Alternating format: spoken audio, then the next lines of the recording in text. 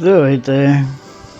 Вече знаем, че антивирусната не може да бъде спряна по никакъв начин.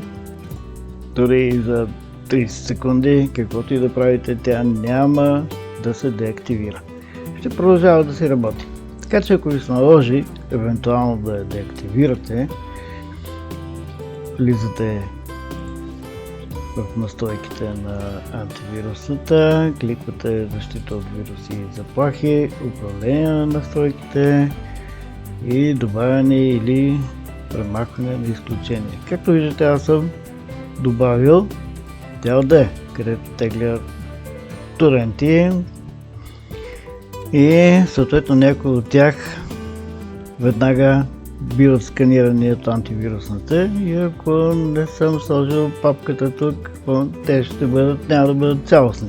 Съответно няма да работят, тъй като ако при тях има файлове, които антивирусната засича като зловреден софтуер, моментално се изтрива още преди самото изтегляне. Така че, за да не се чуете къде са ви файловете и защо не може да намерите определен файл, това е защото там, където теглите торентите, антивирусната сканира и съответно ги трие. Когато обаче ви се наложи това да го направите в DLC, обикновено това се случва, когато имате съвет да изключите антивирусната, просто влизате в това меню и както е добавен DLD, маркиране, добавяне на папка. My Computer, локален диск C, избор на папка и антивирусната вече няма да сканира и DLC. Тогава може да си направите всичко, каквото ви е необходимо, след което никога не забравяйте да изключите отново папката. Може би след рестартиране на компютъра, нали?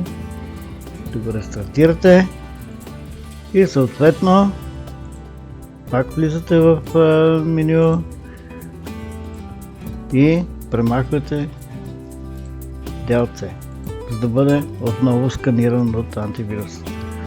Така че тогава всичко ще е окей.